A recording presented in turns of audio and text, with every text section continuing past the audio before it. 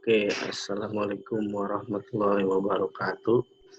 Pertama-tama saya ucapkan terima kasih kita telah sampai pada semester genap tahun ajaran 2019-2020. Walaupun kita dalam masa wabah atau pandemi virus corona, kita harus selalu tetap semangat untuk mengikuti pelajaran mata kuliah yang akan kita mulai. Untuk pertama-tama perkenalkan nama saya, yaitu nama panjangnya Pak Destiwan Eko Utomo, atau lebih singkat dan familiar panggil saja nama saya Pak Eko.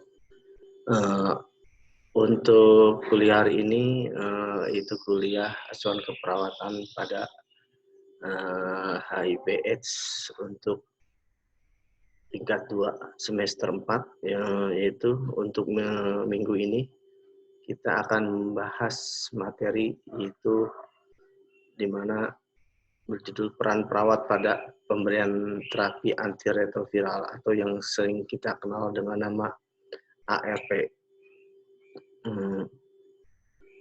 Oke, kita mulai saja. Mungkin teman-teman sudah tahu semua apa yang disebut dengan ARV itu.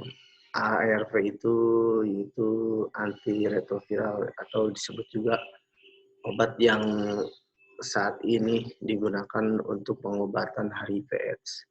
Kita selama ini tahu bahwa HIV/AIDS itu merupakan penyakit yang menular serta imbas atau efeknya itu bisa terjadi kematian.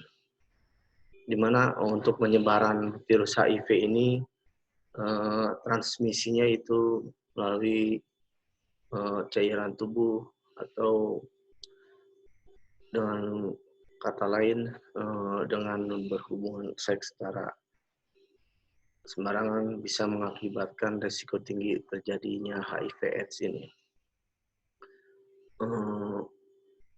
Kita mulai.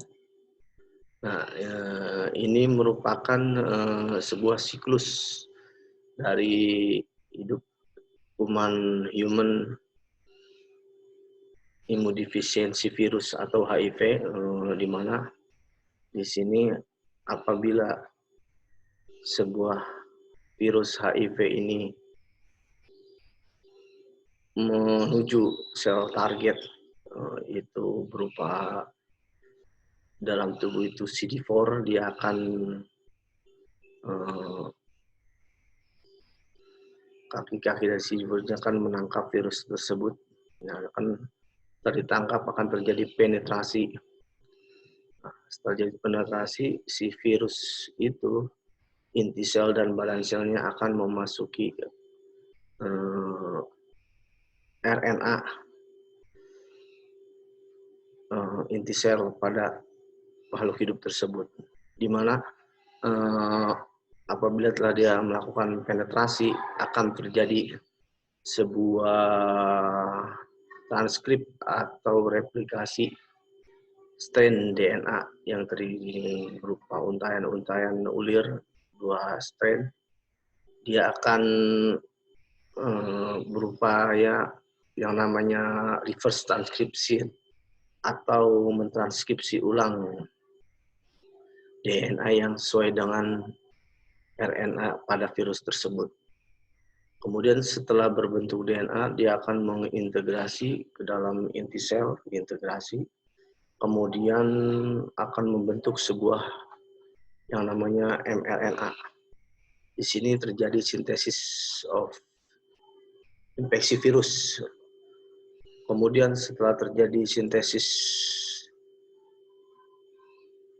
virus proteinnya, kemudian akan terjadi virus-virus baru, atau di sini terjadi transcription, dia akan menjadi sebuah virus baru yang kemudian akan keluar dari inti sel tubuh inangnya, kemudian dia akan melepaskan menjadi sebuah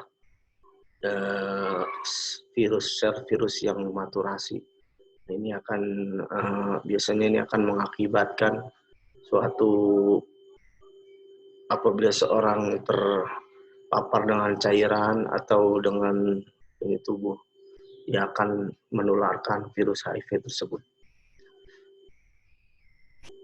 Nah, kita tahu sendiri bahwa jenis obat antiretroviral atau ARV itu terdiri dari 3. Pertama yaitu berupa ada yang disebut dengan namanya NRTI atau Nucleoside Reverse Transcriptase Inhibitor. Ini merupakan sebuah nucleoside transkripsi inhibitor. Kemudian ada yang namanya juga non-nucleoside reverse transcriptase inhibitor atau NNRTI. Kemudian yang ketiga itu protease inhibitor atau sering disebut dengan PI.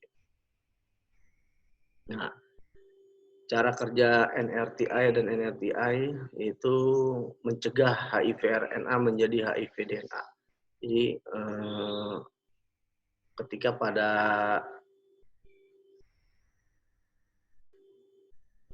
siklus RNA menjadi DNA, obat tersebut akan memblok mencegah terjadinya RNA menjadi DNA pada sel yang diserangnya. Nah, kemudian di sini dampak pertama itu HIV tidak dapat masuk tempat pembentukan sel. Jadi si virus HIV itu tidak akan masuk kepada inti sel dalam rangka pembelahan sel sehingga menjadikan pembentukan virus baru. Kemudian dampak kedua bahwa HIV tidak dapat menjadi bagian material sel T. Jadi dia tidak dapat membentuk sehingga dapat mencegah pembentukan virus baru. Nah, kemudian ini cara kerja dari PI itu cara kerja obat PI itu bagian DNA virus HIV tidak dapat dipotong menjadi bagian-bagian kecil sehingga dia masih udah utuh. Dampak pertamanya HIV tidak dapat menyusun tubuhnya sehingga virus-virus yang tadinya ingin bereplikasi di dalam tubuh inang dia tidak dapat menyusun tubuhnya yang baru sehingga kuman HIV tersebut tidak akan membelah diri atau membentuk virus-virus baru. Kemudian dampak keduanya tidak tersusun virus-virus baru. Jadi dengan tidaknya tersusun virus-virus baru, maka proses pembelahan diri pada virus-virus baru tersebut tidak terjadi. Nah, ini merupakan suatu gambar di mana sebuah virus HIV itu melakukan transkriptase ini diblok oleh obat NNRTI dan NITI, kemudian juga ada PI, sehingga bagaimana obat itu bekerja agar tidak terjadi virus HIV yang baru. Nah, ini golongan daripada obat-obat ARV yang sudah saya jelaskan dari awal, bahwa obat-obat ARV itu dibagi menjadi 3 golongan, NRTI, NNRTI, dan PI. Di mana untuk golongan NRTI itu ada yang disebut dengan zidofudin atau AZT, kemudian juga dikenal ada lamivudin 3TZ, kemudian ada stafudin D4T, tidanosid, kemudian juga abacavir. Kemudian untuk golongan NNRTI itu ada nevirapin atau NF, kemudian ada obat efavirenz atau FEV. Kemudian untuk golongan PI itu ada sacubitril atau SIV, kemudian indianavir atau IDV, kemudian ada nelfinavir NFF, lofinavir itu navir, kemudian terakhir itu amprenavir. Ini merupakan golongan dari PI. Nah, ini manfaat ARV atau ART, obat antiretrovirus yang saat ini digunakan untuk pasien-pasien HIV/AIDS, itu manfaatnya atau kegunaannya yang pertama itu memperpanjang hidup. Pada pasien-pasien HIV/AIDS, pasien tersebut akan memiliki kualitas hidup yang panjang apabila pasien tersebut dapat mencegah risiko terjadinya infeksi oportunistik. Yang disebut dengan penyakit-penyakit IO atau infeksi oportunistik yaitu penyakit-penyakit yang sekiranya dapat menyerang secara mudah ketika tubuh atau imun tubuh kita itu di saat rendah. Biasanya penyakit-penyakit ini seperti TBC atau kemudian juga TB kelenjar atau juga penyakit-penyakit virus berupa penyakit-penyakit mulut atau radang gusi, atau mungkin kadang juga meningitis. Nah, tujuan dari ARV itu untuk mencegah terjadinya infeksi oportunistis yang berkepanjangan. Sehingga dengan kita menekan IO tersebut, otomatis akan meningkatkan kualitas hidup pada pasien-pasien HIV/AIDS. Sehingga akan memperpanjang hidupnya ketika dia menderita HIV/AIDS. Kemudian manfaat dari ARV juga sendiri yaitu memperbaiki kualitas hidup. Dengan memperpanjang hidup, otomatis kualitas hidup seorang penderita HIV/AIDS itu akan menjadi bermakna, sehingga dia dapat menjalankan aktivitas atau kehidupannya seperti biasa atau sehari-hari, sehingga mereka dapat berkarir, bekerja seperti layaknya orang biasa, sehingga akan meningkatkan kualitas hidup pada pasien-pasien HIV/AIDS. Mereka dapat membentuk suatu peer group, kelompok, atau bahkan bekerja misalnya dalam meningkatkan keterampilan atau menambah wawasan. Ini akan meningkatkan kualitas hidup pada pasien HIV/AIDS. Kemudian manfaat dari ARV itu mengurangi viral load. Jadi dengan tingginya angka infeksi akibat virus tersebut, maka dengan pemberian ARV diharapkan viral load akan menurun, akan mengurangi infeksi atau replikasi virus HIV/AIDS itu agar tidak menjadi banyak, sehingga kemungkinan untuk pasien menjadi lebih panjang. Kemudian, ini menggrafik perkembangan dari obat-obat HIV/AIDS tersebut. Nah, ini klasifikasi sistem for HIV infection. Nah, ini berdasarkan CD4. Jadi untuk CD4 kategori lebih atau 9.500 itu simptomatik, itu bisa dikatakan A1, B1, C1. Sedangkan untuk CD4 lebih dari 200 sampai 499 itu A2, B2. Nah, untuk yang kurang dari 200 biasanya dikategorikan A3. Nah, ini merupakan clinical staging HIV/AIDS.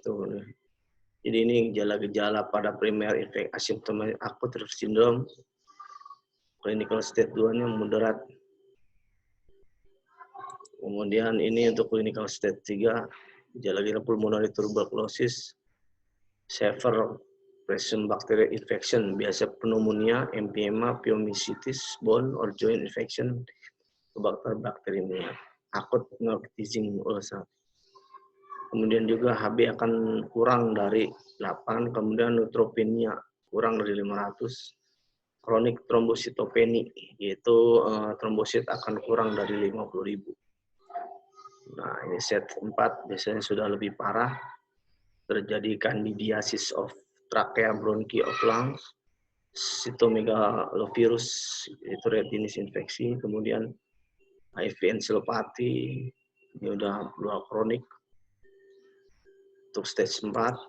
Nah, bahwa sejatinya ARV pun bisa menurunkan stigmatisasi, di mana apabila diketahui pengobatan HIV tersedia, maka otomatis meningkatkan jumlah orang yang meminta VCT atau voluntary konsul terapi. Jadi di mana orang yang akan didiagnosis HIV/AIDS biasanya akan dilakukan VCT terhadap pasien-pasien tersebut. Kemudian apabila ada ARV maka meningkatkan kepedulian masyarakat. Itu dengan adanya kepedulian masyarakat otomatis kita dapat mencegah terjadinya penularan infeksi HIV/AIDS ini di komunitas masyarakat itu sendiri. Lalu dengan meningkatkan motivasi tenaga kesehatan. Jadi dengan adanya ARV otomatis motivasi tenaga kesehatan akan meningkat. Mereka akan selalu siap dalam memberikan pertolongan atau melakukan perawatan pada pasien-pasien HIV/AIDS ini tersebut. Mereka dapat melakukan sesuatu untuk pasien HIV, sehingga dengan adanya ARV otomatis akan memperpanjang usia hidup bagi pasien HIV, kemudian juga dapat meningkatkan kualitas hidup bagi pasien penderita HIV. Nah, di sini kapan memulai untuk terapi antiretroviral? Kriteria yang masih dipakai di lapangan itu pertama setelah pengobatan IO akut atau infeksi oportunis akut. Jadi setelah pemberian obat-obat, misalnya TBC diberikan obat-obat anti TB itu setelah pengobatannya selesai, kemudian baru akan dimulai pengobatan ARV tersebut. Ini bisa digolongkan oleh semua stadium 4 berdasarkan WHO. Kemudian juga stadium 2 dan 3 WHO bila CD4 kurang dari 200. Jadi apabila stadium 2 dan 3 menurut WHO itu bisa digunakan apabila CD4 kurang dari 200 atau hitung limfosit kurang dari 1200. Ya, apa yang disebut dengan HAART itu disebut highly active antiretroviral therapy. Itu dengan pemberian anti ARV yang konsentrat tinggi. 3 macam obat ARV yang berbeda. Jadi ini ada 2 NRTI ditambah 1 NRTI atau 2 NRTI dan 1 PI. Contoh, AZT diberikan plus 3 TC LV, bukan untuk TB. Yang TB diberikan AZ4, D4T, 3 TC. Nah, apakah tujuan penggunaan triple ARV itu? Itu pertama untuk mengurangi jumlah virus sebanyak mungkin. Kemudian meningkatkan jumlah CD4 sebanyak mungkin. Dengan pemberian triple ARV itu otomatis CD4 akan meningkat sehingga imun pada pasien HIV/AIDS itu pun akan meningkat. Kemudian HIV sulit di stop. Perlu penyerangan HIV dari berbagai cara. Jadi ini untuk terapi HIV tidak hanya satu sumber tapi bisa dilakukan oleh dari berbagai arah atau berbagai cara. Dapat menunda resistensi. Dengan penggunaan triple ini otomatis akan mengurangi resistensi yang terjadi pada pasien HIV. Nah, kapan ARV dimulai? Pertama, apabila kriteria WHO dipenuhi. Kemudian pasien memiliki motivasi. Tenaga kesehatan, dokter, perawat terlatih. Terjamin ketersediaan obat, ada obat dan dana. Monitoring lab tersedia. Jika obat tersedia, maka ARV dapat digunakan. Kemudian tenaga kesehatan yang akan melatih, mereka juga akan melakukan pemberian obat ARV. Kemudian, nah sekarang tentang kepatuhan atau adherence dalam pemberian terapi antiviral. Kenapa kepatuhan itu penting? Karena pada pengobatan HIV/AIDS itu merupakan pengobatan seumur hidup. Jadi pengobatan yang dilakukan seumur hidupnya. Kemudian mempengaruhi gaya hidup. Gaya hidup pasien-pasien HIV/AIDS ini sangat besar sekali sehingga dikala dia sedang berada di dunia yang ini kita dapat mengikutinya atau dengan gaya hidup dia yang glamor kita juga bisa mematuhi dalam pemberian obat-obatan. Kapan terjadi resistensi ARV? Resistensi akan terjadi apabila tanpa interupsi. Jadi efektif menekan perkembangan virus. Apa itu interupsi? Interupsi itu berarti dia terjadi mutasi HIV/AIDS baru, sehingga terjadi virus yang mengakibatkan timbulnya virus HIV jenis baru, sehingga untuk pemberian ARV yang normatif atau yang biasanya akan terjadi resisten terhadap pasien HIV tersebut. Nah, ini merupakan penyebab resistensi. Pertamanya itu rendahnya kadar ARV dalam darah. Interaksi obat tertentu dapat menurunkan kadar ARV. Jadi obat-obat ARV itu ada yang menurunkan kadar ARV. Salah dosis atau minum tidak teratur. Dengan dosis yang tidak benar dan minum obat tidak teratur akan menyebabkan seorang penderita HIV itu akan mengalami resistensi terhadap ARV. Mutasi alamiah. Dalam replikasi kadang virus error mutasi. Mutasi alamiah tidak terlalu berbahaya. Jadi virus tersebut akan gagal dalam bermutasi. Nah, kemudian akan terjadi mutasi alamiah. Kemudian mutasi pada pemberian HART. Saat ODA dengan HART, virus mengalami mutasi berbahaya karena mutasi membentuk virus yang paling kuat. Karena ini dengan terapi high out ART sehingga terjadi mutasi virus yang jika virus tersebut terbentuk akan menyebabkan virus itu menjadi paling kuat sehingga perlu terapi yang maksimum pada penderita HIV/AIDS tersebut. Nah, interaksi ARV dengan makanan. Perhatikan label obat ARV. Kemudian yang diketahui memiliki interaksi dengan makanan FVF. Hindari intake makanan yang berminyak, berlemak saat mendapat terapi. Jadi untuk terapi FVF itu hindari makanan berminyak dan berlemak. Nah, kemudian bantuan untuk kepatuhan pasien pada. Jadi ketika kita mengalami kepatuhan pasien dalam mengkonsumsi obat, ada banyak cara dalam hal meningkatkan kepatuhan pasien tersebut dalam meminum obat. Ada yang disebut dengan pill chart, ini, atau pill box seperti ini. Kemudian ada juga pill beeper atau alarm watch. Ini biasanya kotak obatnya bisa berupa jam atau alarm watch yang dia akan sewaktu-waktu berbunyi ketika waktu minum obat tiba. Nah, bantuan untuk kepatuhan pasien pada ARV. Jadi untuk melakukan pematuhan terhadap pasien-pasien ARV dilakukan teknik seperti teman friend atau helper. Jadi di antara teman helper friend yang misalnya teman di rumah atau teman ini mengingatkan untuk minum obat tersebut. Kemudian juga ada support group. Di antara grup itu biasanya para penderita-penderita HIV/AIDS memiliki grup. Nah, mereka akan saling mensupport dalam hal waktu pemberian obat tersebut.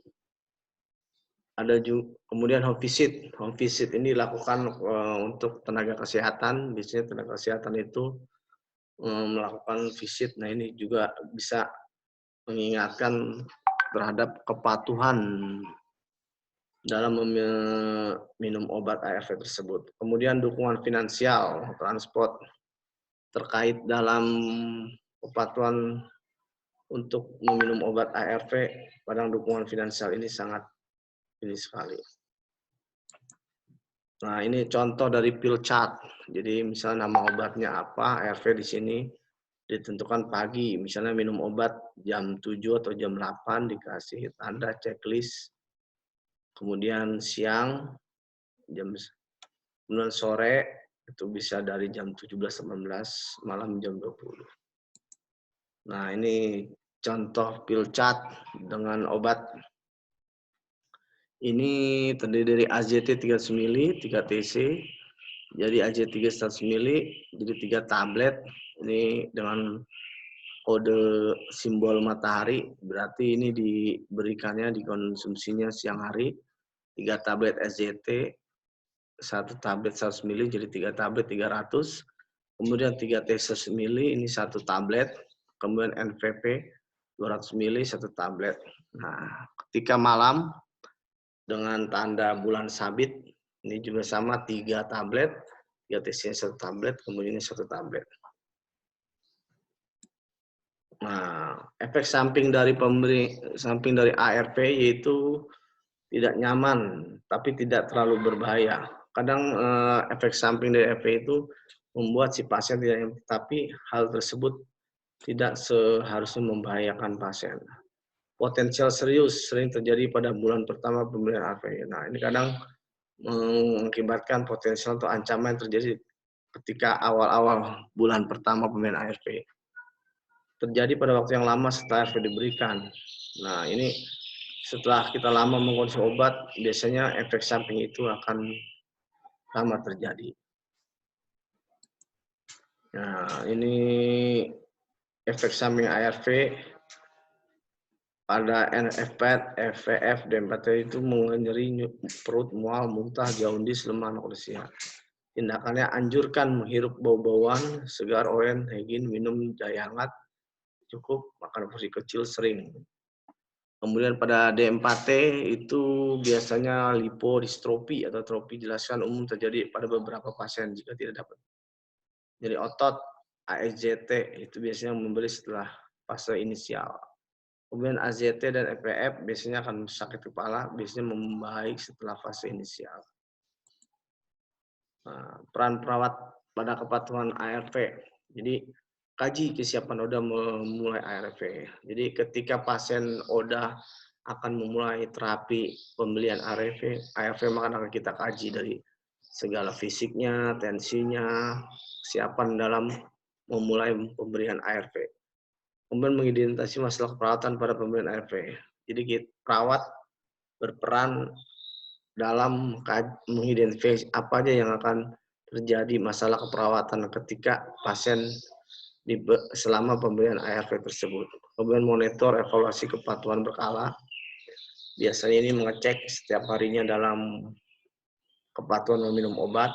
Kemudian lakukan intervensi kepatuhan berdasarkan masalah. Jika masalah keperawatan ketika pemberian ARV muncul, maka diharapkan masalah dengan prioritas utama yang diselesaikan terlebih dahulu. Pemberian informasi dan tindakan spesifik pada pengobatan efek samping. Nah, ini harus dikasih tahu apa saja informasi-informasi terkait pemberian obat, kemudian juga efek samping pada obat tersebut, tindakan apa ketika terjadi efek samping. Ini perlu dijelaskan kepada pasien-pasien yang pertama kali mengkonsumsi ARV.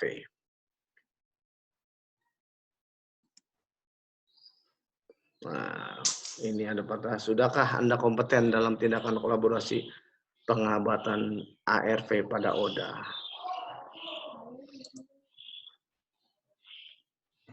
Oke, sekian dan terima kasih.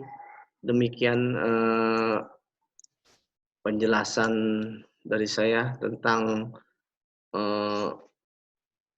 asuhan keperawatan dalam kepatuhan pemberian ARV pada pasien HIV/AIDS. Semoga kita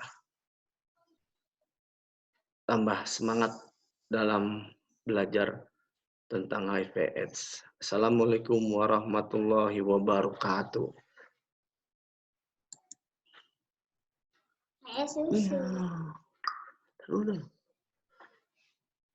Ipal aja